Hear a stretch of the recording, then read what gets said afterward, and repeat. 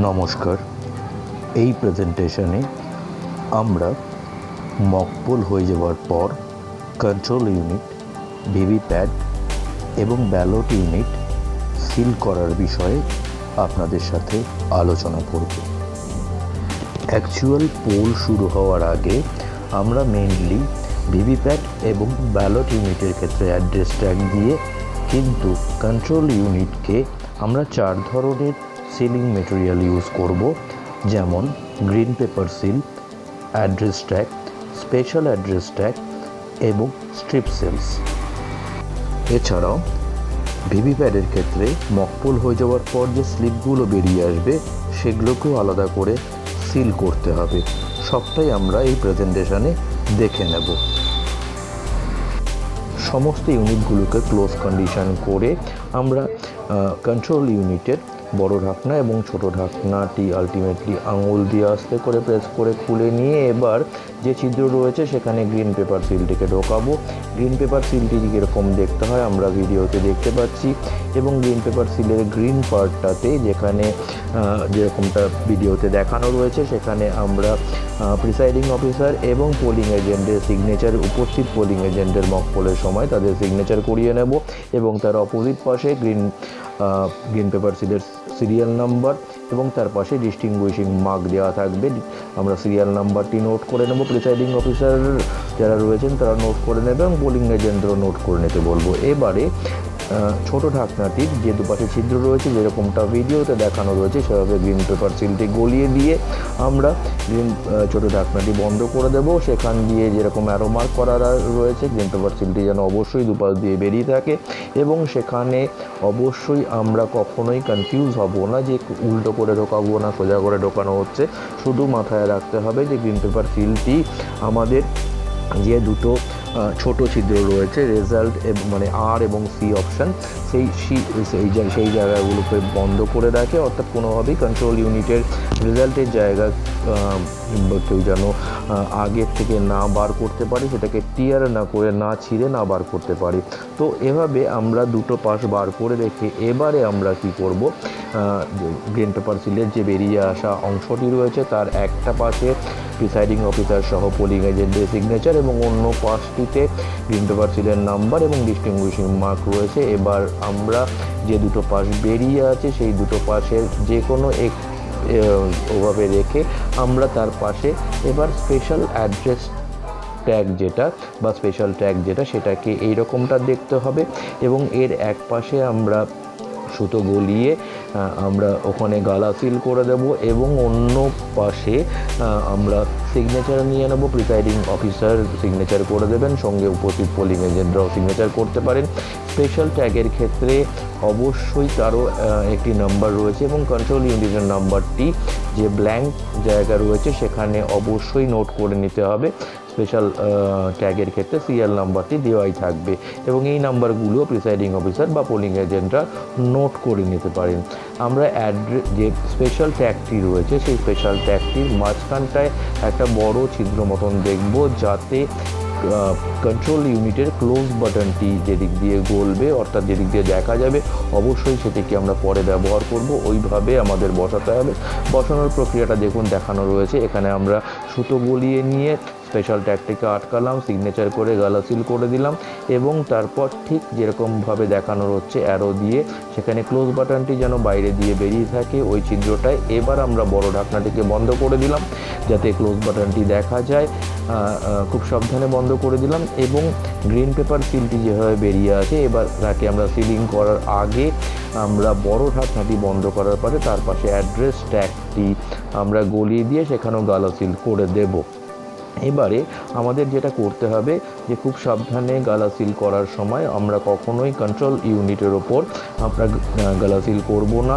এখানে অ্যাড্রেস ট্যাগটি যে ব্যবহার করা হবে সেটার একটা নমুনা ভিডিওতে দেখানো রয়েছে। সেখানে আমাদের যে জায়গাগুলো ফিল আপ করতে হবে সেগুলো আমরা অন্য প্রেজেন্টেশনে ব্যাখ্যা করেছি, কীভাবে কোন জায়গায় কী লিখতে হবে সেই অনুযায়ী লিখে সেখানে ডিস্টিংগুইশিং মার্ক দিয়ে আমরা অ্যাড্রেস ট্যাগটি কন্ট্রোল ইউনিটে গায়ে লাগিয়ে দেবো, এবং পেছন দিকে অবশ্যই পেছনে এবং সামনে ডান দিকে বা বাঁদিকে যে দিকটাই করুক, আমরা ডিস্টিংগুইশিং মার্কটি অবশ্যই লাগাতে ভুলব না।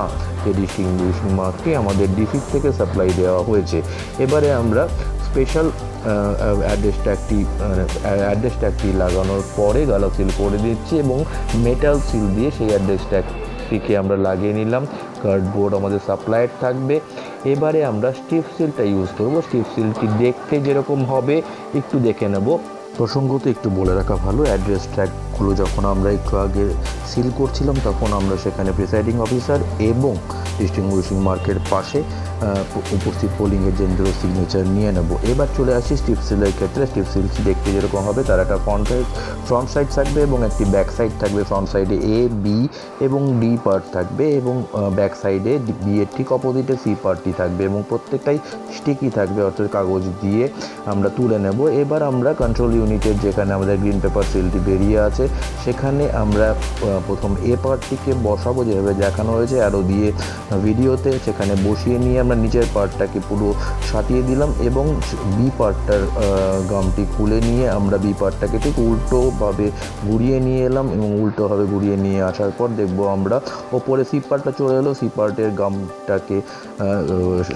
গামের সাদা অংশটাকে খুলে নিয়ে আমরা ওপরের যে পার্টটি বেরিয়েছিল সেটাকে আমরা সি এর মধ্যে লাগিয়ে দিলাম। এবার গ্রিন পেপার স্ট্রিপ সিলটিকে আমরা আলটিমেটলি পুরো গ্রিন পেপার সিলটি জুড়ে নিয়ে আমরা কন্ট্রোল ইউনিটকে ঘুরিয়ে নিয়ে আসবো। তাতে ডি পার্টটা আমাদের এখন ওপেন হয়ে থাকছে এবং ডি পার্টের ওপর থেকে স্টিকি কাগজটি সরিয়ে নিয়ে আমরা গ্রিন পেপার সিলের ওপরে পুরোপুরি আটকে দেবো। তাতে আমাদের পুরো কন্ট্রোল ইউনিটটা সিলিং হয়ে আছে এবং ডি পার্টের পাশে আমরা ঠিক লক্ষ্য করব যে ওখানে স্ট্রিপ সিলের সঙ্গেও একটি নাম্বার দেওয়া রয়েছে এবং স্ট্রিপ সিলের নাম্বারটি অবশ্যই প্রিসাইডিং অফিসার এবং উপস্থিত পোলিং এজেন্টরা নোট করে নেবেন।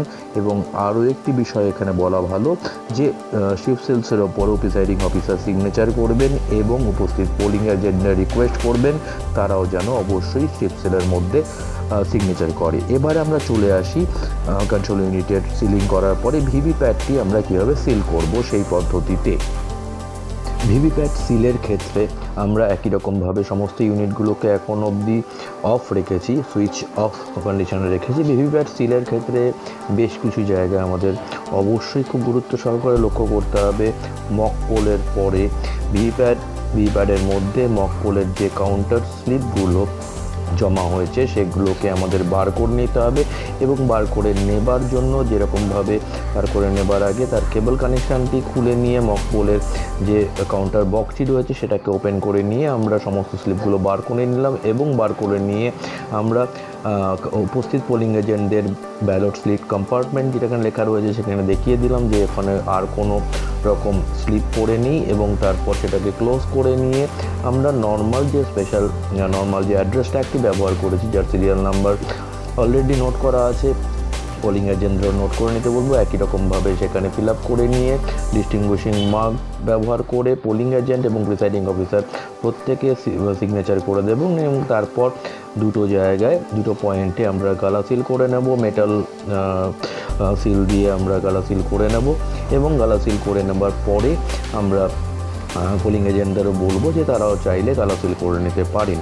এবারে যে অংশটা ওপরের যে অংশটা অলরেডি করা থাকবে যেখানে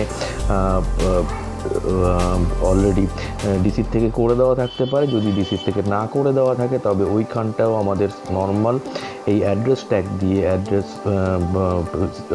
সিল করতে হবে। যে জায়গাটার নাম পেপার রোল কম্পার্টমেন্ট সেখানে অলরেডি ডিসির থেকে এটা সিল করে দেওয়া থাকবে। যদি না দেওয়া থাকে নর্মালি আমরা যে অ্যাড্রেস ট্যাগগুলো ব্যবহার করেছি সেই রকম পরবর্তী সিরিয়াল নাম্বার অ্যাড্রেস ট্যাগ দিয়ে ভরে আমরা সিল করে নেব। এবার আমরা যে স্লিপগুলো ওখান থেকে পেলাম সেই স্লিপগুলো মকপোলের যে আমরা কাউন্টিংটা করে মকপোলের ক্ষেত্রে যে গোনাটা কাউন্টিংটা কমপ্লিট করেছি সেই অনুযায়ী আমরা একটা ব্ল্যাক খামের মধ্যে কালো খামের মধ্যে ঢুকিয়ে আমরা তার কালো খামের মুখটাকেও একই রকম গালা সিল করে দেবো মেটাল সিল দিয়ে এবং সেখানেও আমরা আমাদের ডিস্টিংগুইশিং মার্ক এবং প্রিসাইডিং অফিসারের সিগনেচার এবং পোলিং এজেন্টের সিগনেচার নিয়ে তাকে তার ওপরে একটি যে লেখার জায়গাটি রয়েছে সেখানে যে ইম্পর্টেন্ট তথ্যগুলো লেখার, অর্থাৎ অ্যাসেম্বলি কনস্টিটিউশন নাম্বার, বুথ নাম, পোলিং স্টেশন নাম্বার, এই সমস্তগুলো করে লিখে নিয়ে আমরা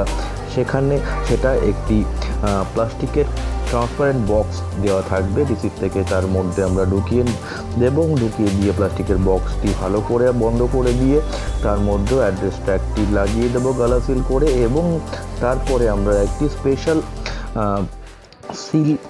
স্পেশাল আমরা ট্যাগ ব্যবহার করব, যেটাকে আমরা পিঙ্ক পেপার সিল বলবো। তার ছবি আমরা একটু বাদই দেখাচ্ছি, এবং সেটা দিয়ে ভালো করে একই রকমভাবে স্ট্রিপ সিল দিয়ে যেভাবে আমরা সিল করেছি কন্ট্রোল ইউনিটকে একই রকমভাবে ঘুরিয়ে চারপাশ দিয়ে আমাদের বন্ধ করতে হবে।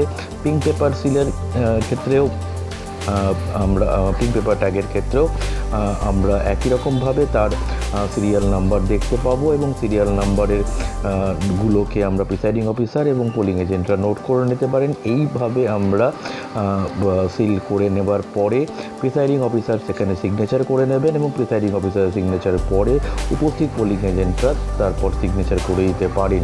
এবং একই রকমভাবে সবার সিগনেচার হয়ে গেলে আমাদের পুরো ভিভিপ্যাটটি এবার আমাদের মেইন পোলে যাওয়ার জন্য তৈরি হয়ে গেল। ব্যালট ইউনিটের ক্ষেত্রে ব্যালট ইউনিটের সিলিং বিষয়ে খুব বেশি কিছু নেই, নর্মালি অ্যাড্রেস ট্যাগ দিয়ে আমাদের সিলিং করতে হয়, এবং সেখানে অ্যাড্রেস ট্যাগ লাগানোই থাকবে, বা যদি কোনো জায়গায় না থাকে সেখানে নর্মাল অ্যাড্রেস ট্যাগ আমরা ব্যবহার করে লাগিয়ে নেব। এবং সবসময় মাথায় রাখবো যে মক পোল শেষ হওয়ার পরে মেন পোল শুরু হওয়ার আগে এটি একটি টিম ওয়ার্ক, এবং টিম ওয়ার্কের সঙ্গে আমরা একই রকমভাবে থাকবো, যেখানে প্রত্যেকের ভূমিকা ভোটদান প্রসেসে বা ভোটের দিন প্রত্যেকেরই ভূমিকা সমান থাকবে, এবং একটা টিম হিসাবে কাজ করলে তবেই ভোট দানে একটা সুস্পষ্ট এবং ফুললি সাকসেসফুল কমপ্লিশনের দিকে আমরা এগিয়ে যেতে পারবো, এবং আরসিতে গিয়ে আমাদের কোনো সমস্যা থাকবে না। নেক্সট ভিডিওতে আমরা ভোট শেষের পরবর্তী সিলিং নিয়ে আসছি আপনাদের সঙ্গে। ততক্ষণের জন্য ধন্যবাদ, ভালো থাকুন সবাই।